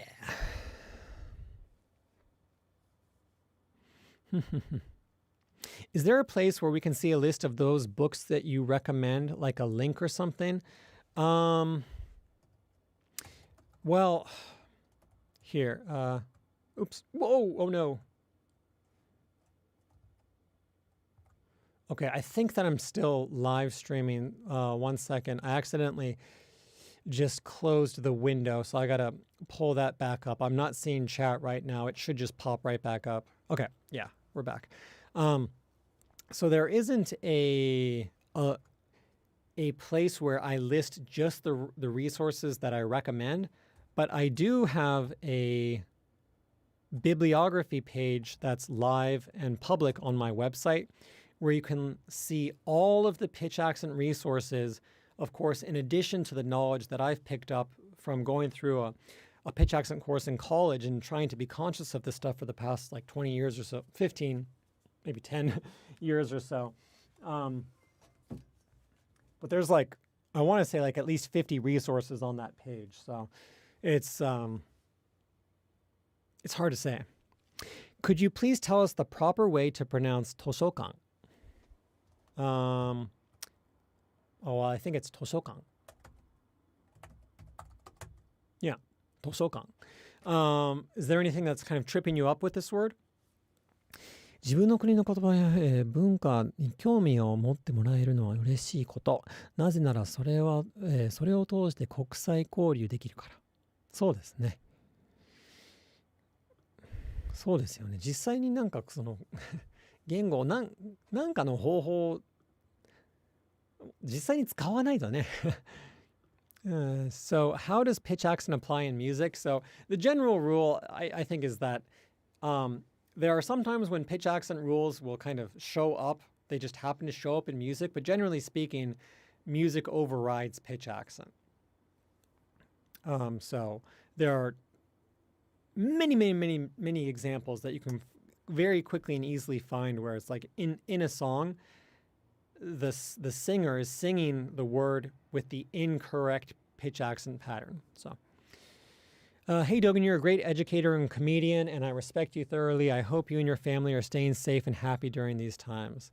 Thank you. Yeah, it's crazy what's going on right now in the world. I'm kind of a tangent here, but I have a fair amount of Ukrainian blood. I'm 1/4 Ukrainian by blood. And my grandma, obviously, because of that breakdown, she's 100%, she's passed away, but she's 100% Ukrainian by blood. She was born and raised in the United States, but I believe that her parents were Ukrainian immigrants. So it's weird, watching what's going on. It's like in a different world, I really could have been in Ukraine right now, just if things had played out a little bit differently. So it's really crazy to see what's going on. I tried to donate some money to Ukraine, and I tried to share some links as well. But yeah, I mean, Godspeed to Ukraine, and I really hope and pray for the people of that country. I can't believe like what's happening over there right now. Okay. 大分からおはようございます。こんにちは。自分も大分です。Okay, let's see. I find it difficult to say phrases like 曲がってください, てください, because of the transition from the T to the D. Is this caused by incorrect tongue placement, or is there another reason because of this? 曲がってください, 曲がってください. 曲がってください. It could be tongue placement. Again, in Japanese, the tongue for the Japanese T should touch the back of the upper front teeth and the blade of the tongue. So kind of here, not the tip, not there, but kind of just behind the tip. That should be against your alveolar ridge. But 曲がってください. I'm not sure. 曲がってください.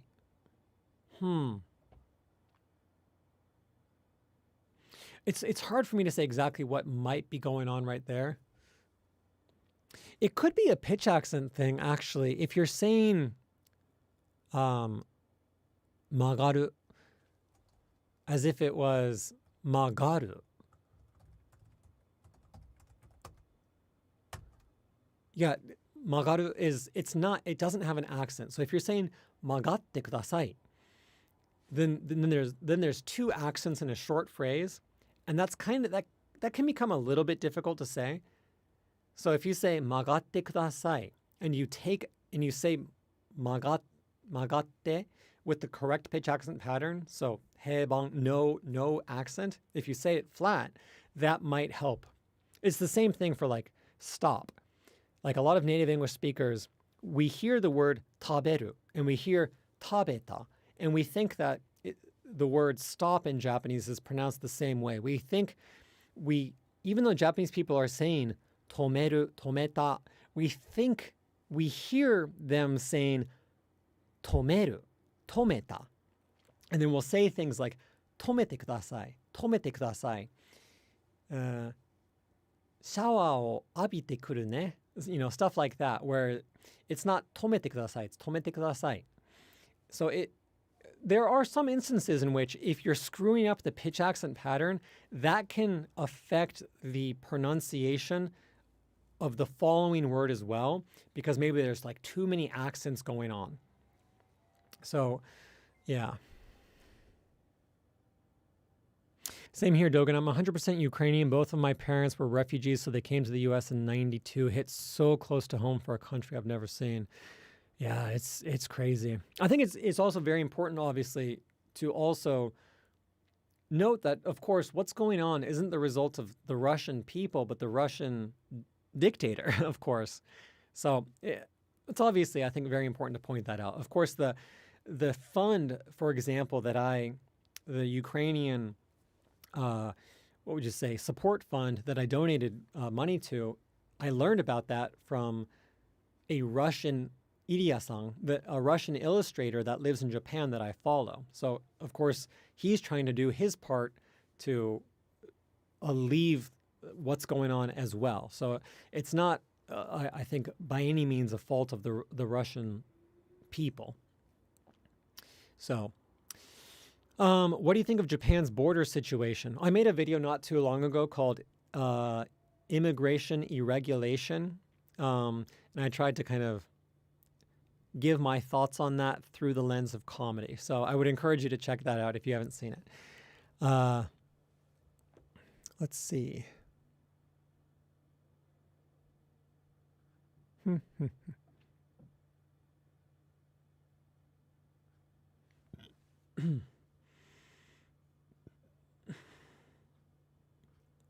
Let's see. Okay, let's keep going. Hey, Dogen, any plans to collab, be on the podcast with the Trash Taste Boys? Yeah, I mean, Joey invited me a long time ago, and it's so funny because this COVID thing, it keeps on, and I'm going to complain about COVID for a second, but there's been like 3 times where like I made a reservation and like I was ready to go. And one of the times very recently, I actually reached out to Joey and I was like, hey, like, if you're free during this time, I got plans to go to Tokyo. Let's meet up if you're, you know, again, if you're free. And he was like, yeah, for sure. Let's meet up. And then I had to cancel because that was right before the Delta wave happened. And like literally the weekend that I was scheduled to go was the weekend that Garnt from Trash Taste came down with COVID. So it was like, it was probably the right decision to not go. Okay.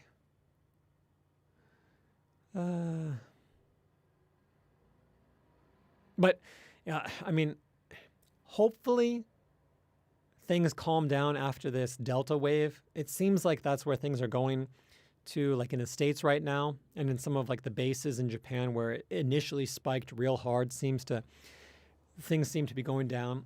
Oh, hey, Foxhound, how's it going? Hey, dude, thanks for stopping in. But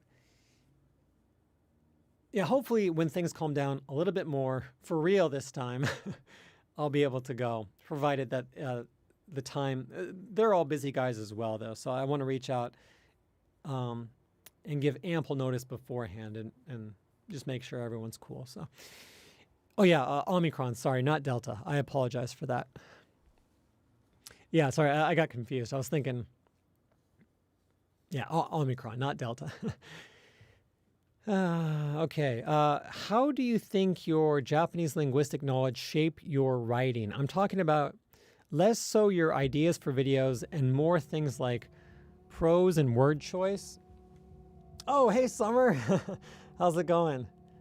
I forgot to tell you how awesome your merch is. Sorry, my desk is freaking out right now. I'm trying to raise it up and it's like bugging out. So for anyone that doesn't know, Sama Sensei in the chat right now, she does something very similar to what I do, except for Japanese people. So I teach Japanese pitch accent and pronunciation to people that are learning Japanese, where Summer does the exact opposite. She teaches English, well, in-depth I keep on wanting to say pitch accent, but English is a stress accent language. She uses high-level knowledge when it comes to linguistics, phonology, phonetics, to clearly and concisely break down English pronunciation in a very professional way. これ日本語で多分言った方がいいですよね。サマー先生が今チャットに入ってるんですけれども、日本人も見てるんで一応言っておきますね。サマー先生も、僕は普段からこうやって日本語の発音とかイントネーションじゃないんですけど、アクセントを教えてるじゃないですか。英語で教えてるんですけど、サマー先生は逆をやってます。英語の発音とかを言語学の知識を生かして YouTube で無料で教えていますので、気になる方がいればぜひチェックしてください。すんごくいい教材だと思います。Well, thank you so much for introducing me. Yeah, my pleasure. I wanna I I'll just say it. Summer and I are working on a collaboration right now. So so expect that in the near future. Hopefully I didn't like ruin anything, Summer, but Summer's super cool and she has an awesome channel for Japanese people that are trying to learn English. So be on the lookout for our collaboration in the fairly near future. ぜひチェックしてください。すんごくいい教材です。逆になんでもっと有名になってないかすごく不思議っていうか、多分更新する頻度だと思います。忙しいからな。自分もなかなかなんだろう、毎日投稿毎週投稿無理です。Okay. Anyways, I'd highly encourage everyone to check out Summer. She's got an awesome channel. And her Japanese also is phenomenal, of course. So definitely check it out. Okay. サマー先生、日本語は完璧すぎて驚く。ですよね。Hi, friendship. Why did you choose Kyushu instead of Honshu? That's a good question. So I spent a year studying abroad in Keio University in Tokyo. And I think Tokyo's a great place to spend like about a year or so for people like me. Tokyo is an amazing place and I encourage everyone to check it out. But for an introvert, as opposed to an outrovert, which I said earlier, extrovert, for an introvert, I do much better in a place like, in a calmer place like Oita, in, Beppu, Kyushu, with a lot less people. I've lived in Osaka, I've lived in Tokyo, I've been to most of the major cities in Japan, Nagoya, etc. But I feel most at home here in Beppu, where the population is about 130,000 people. It's very calm, it's not hectic. I just got so tired when I was in Tokyo. I got so burnt out. So I was like blown away at first, and I was like, this is amazing. But I think that came around like I got like double whiplash when that finally came around later. 道元さんも実は、ごめん、これ読み方いつも忘れてしまうわ。内気な人だったんだ。そうなんですよ。生配信しているとそうだと思われないと思うんですけど一見外交的に見えるけどね。いや、多分この部屋に自分しかいないからなんですよね。誰もいないからこそ話せるんですよね。これテレビ番組のセットとかだったらもう絶対に話せないんですよ、僕。内気。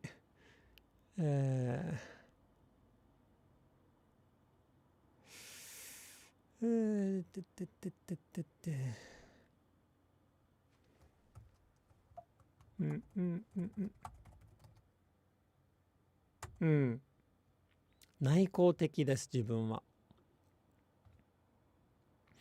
道元さん、今まで何回日本語うまって言われたことありますか？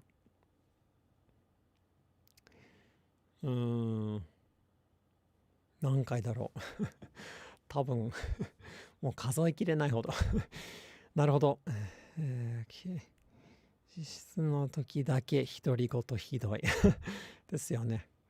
Was mastering pitch accent in Japanese something that came about naturally as part of your formal education, or did you have to search it out for yourself? So this is a really good question. And this is something that I've been trying to kind of do my part to kind of fix, which is that it's not necessary to study Japanese pitch accent in order to communicate in Japanese. Even if you never study pitch accent, in the overwhelming majority of cases, even if it takes native speakers a little bit longer to understand exactly what you're saying and there's a bit more kind of distance between you and them, you can still get your point across if you never study pitch accent. that said, and because of that, and because up until this point, there hasn't really been like an easy way to break down pitch accent, like a resource that explains things very easily in a way that like non-graduate students and people that have never studied linguistics can easily understand. It's something that I think a lot of Japanese textbook publishers were just like, okay, we've got a limited amount of space in this textbook. We should probably just concentrate on the things that will allow the people that are using these books to communicate with the people in the language that they're studying, right? So if pitch accent is kind of like this icing on top of the cake that's not necessary but can make a big difference, let's just not include it. And that's kind of been the precedent for the past 30, 40, 50 years probably, as long as Japanese teaching, as long as people have been teaching Japanese in kind of like a normal classroom style setting. Now, I think that that's a shame though, because just knowing a little bit about pitch accent can fundamentally change the way that you hear and then again, thus speak Japanese. And so what I try and do through both my comedic videos and my course is I try and not only teach pitch accent for the people that are interested in it, but well, I just like dropped down like 400 concurrent viewers. I don't know, this might be bugging out, but anyway, I'm at least trying to like spread awareness. You know, that's like what the most recent Hanaga video was about. And also like the Nihongo wa flatto desu. You know, it's like there are some generalizations that you can make about Japanese that in some circumstances will help some people. But for those people that are interested in sounding as native as possible, it's much better to at least kind of spread the word that, yes, there's this thing called pitch accent, and if you're looking to study it, there are resources that are available. And my friend Matt versus Japan and his other friend Ken as well, they both recently launched their own course as well that teaches pitch accent. So I think the more the merrier. For the people that are interested in sounding as natural as possible, studying pitch accent, in my opinion, is a very, very important thing. And this is a good thing that Summer was actually talking to me about over mail, and this is a point that I talked about in one of my videos. It was a long time ago, but like a similar thing happens in English, like a similar phenomenon, so to speak, when it comes to like vowels and like how like a little bit of linguistics knowledge can go a long way. There's this thing called vowel reduction in English. Well, in a lot of languages, but in English as well. And it means that when you say the vowel of a word in English that receives the accented syllable of the word, you kind of fully articulate that vowel. But then as a result of that, many of the surrounding vowels you just say as So like if you say the word for elephant in English, it's not la fant, it's elephant. So you fully articulate the elephant, but then because the receives it's the accent of the word. So that syllable, you fully articulate the vowel, elephant. But then the two other vowels in that word, fent, you know, we just say them as yeah, it's the swash, yeah, or banana. Banana is a much better example. They're all the same vowel. It's all a, right? But we don't say banana. We say ba-na-na, and the reason that the middle vowel is fully articulated the right way is because that's the vowel again that receives that's the syllable that receives the stress. And the non-stressed syllables, the vowels in those syllables are reduced. It's the same reason that native English speakers, we tend to say, like if you say matcha tea, I've talked about this a little bit in the past, but in English we say matcha. We don't say, if you say that in Japanese, you say matcha. You kind of properly articulate both of the vowels in that word, right? Matcha, matcha. But if you say that in English, ma-cha, the second rather than saying that as cha, like you would say it in Japanese, you say cha, cha. The vowel is reduced if you say it with bad pronunciation. So if you're a native English speaker and you're, yeah, it's a good example. Yeah, exactly. Yeah, I appreciate it, Summer. If you're a native English speaker, it's really good to know that you're probably doing a fair amount of vowel reduction when you're speaking Japanese unconsciously. Like another good example is if like the word for run in Japanese is hashiru, hashiru. But a lot of native English speakers, rather than fully articulating the ha at the beginning, because the accent in that is the shi, ha, shiru, will tend to say things like hashiru, hashiru. But it's not hashiru, it's hashiru, hashiru. So generally speaking, it's better to more clearly articulate Japanese vowels, excluding the phenomenon of devoicing, which again, I've talked about in detail in this stream and also in previous videos.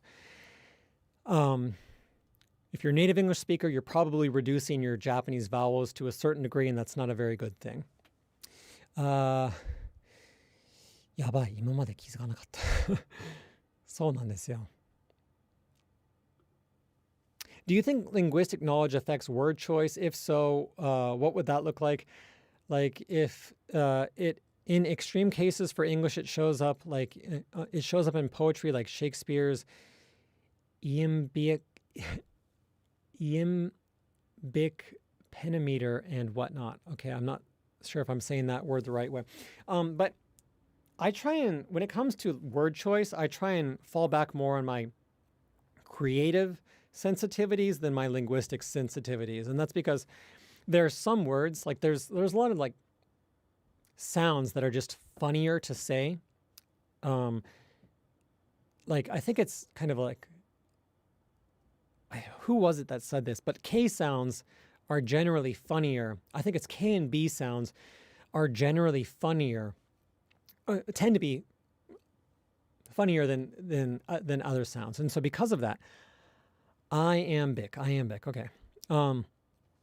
But there are certainly many instances in which you could use like 2 or 3 words to say the same thing. And in those circumstances, rather than choosing like the word that sounds most intelligent or whatnot, I tend to use the word that is simplest and or the word that I think is funniest, I make that choice based on, again, kind of my creative sensitivities based on like the books that I've read and stuff like that up until this point. So linguistic knowledge helps a lot when teaching linguistics, but and obviously when you speak as well. But when I'm writing like a comedic video, I try and not let the linguistic side of things seep in too much. And maybe another good example of that would be every time I make a video, I tend to record the same line between 5 and 15 times. So like if I say, どうも、こんにちは、Dogen desu,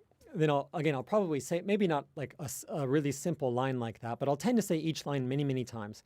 And the line that I'll always end up choosing is the line that I think's funniest, rather than the line that I think has the best Japanese pronunciation. So that's an example of my creative sensitivities, inclinations overriding my linguistic knowledge. In what K are the K and B sounds funnier? It's hard to explain. It's kind of like, say the word bubbles. Bubbles. It's kind of like a funny, cute sounding word, right? Bubbles. Like if you say like the Japanese word for bubbles, awa, that doesn't sound like nearly as like playful and funny as bubbles, right?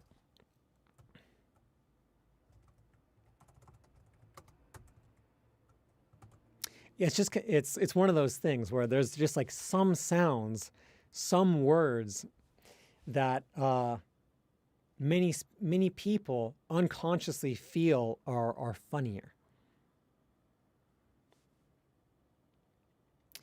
Like a good example would be like, you could say like, it's a little bit hot today. You could say, 今日はちょっと暑いですね. And that's kind of like it has like kind of like a standard feel to it. But another way of saying that in Japanese is you could say poka poka suru.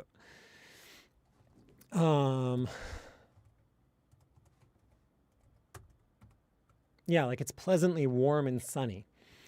It's got like a slightly different, what would you say, nuance to it. But at the same time, besides just the nuance, the general feel of the word is quite different, right? 今日はいい感じの暑さですね。じゃなくて、今日はポカポカしますね. Like the second one just feels like more friendly and like more like playful. So that's another good example. Okay. Sorry, I forgot that it's getting so late. I got to pick up my twin daughters from school fairly soon, so I'm going to stream for an additional 5 minutes. If anyone wants to pick up, come on, Dogen, make a video of you talking with native Japanese speakers. We're still waiting. I did a collaboration with Yoko-san. If you Google Yoko and Dogen, that video was entirely in Japanese, so you can check that out. If you want to see me speaking Japanese for a long time. How many kids do you have? I have 2 daughters, twin daughters. They're 4.5 right now.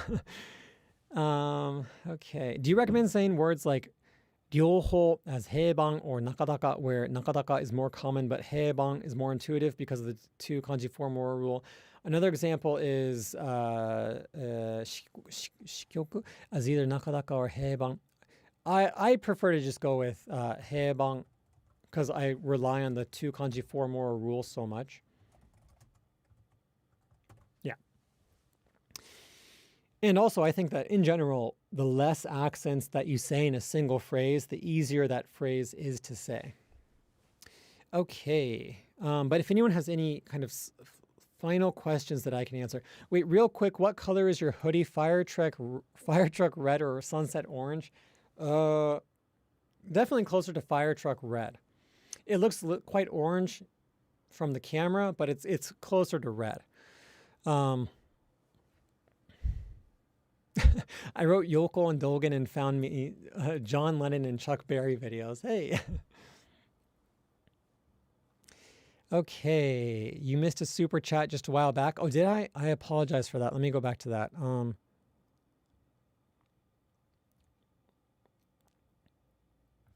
Sorry, it's not showing up in chat anymore. YouTube's been a little bit iffy throughout this whole thing. So, are there really any distinct differences between certain dialects in Japan? We always hear about Osakan dialects. Do you know others, and what are some differences? Yeah, so another good example would be, I always forget the Japanese word for it, but Northern Japanese. The Northern Japanese dialect, it tends to add voicing to a lot of sounds where there isn't voicing in standard Japanese. So like earlier I talked about, do you want to go? If you say that, you could say iku ka. But if you say that with like the, not Ainu dialect, yeah, Tsugaru Ben, in Tsugaru Ben, Tohoku Ben, I think the correct one is Tsugaru Ben. You put a lot of K's become G's. So rather than saying iku ka, it would be like more like igu ga. I believe that that's correct. Igu ga. There's a lot more voicing. Which dialect do you speak? I live in Oita, and people in Oita speak Oita Ben. But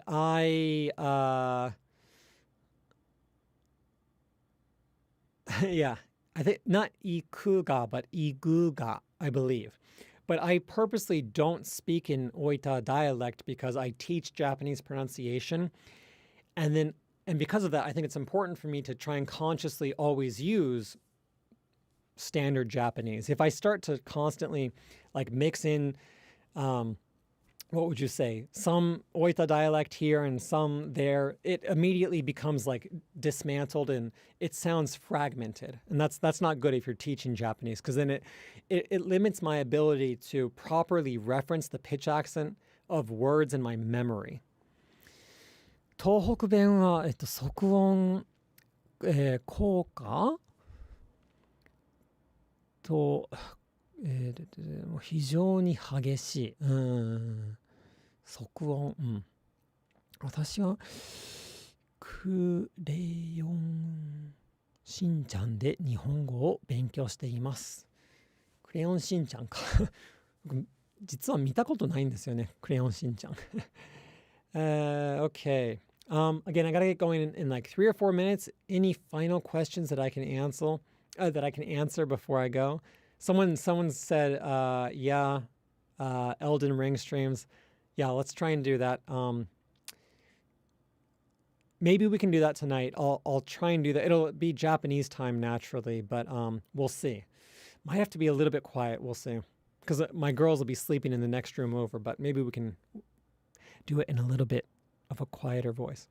What do you think of all Japanese all the time? I think generally speaking, it's a good approach. Oita Ben and Hiroshima Ben are strikingly similar. Do you agree or not? I think that there are some similarities, but it's my understanding that there are also some pretty big differences as well. So in some ways, yes, in some ways, no.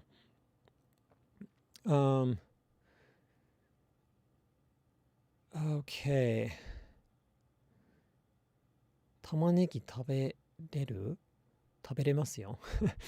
What's your favorite underrated Japanese food? Hard to say. Yakisoba. Does shadowing help in pitch accent acquisition? I talk about this in detail earlier in the stream.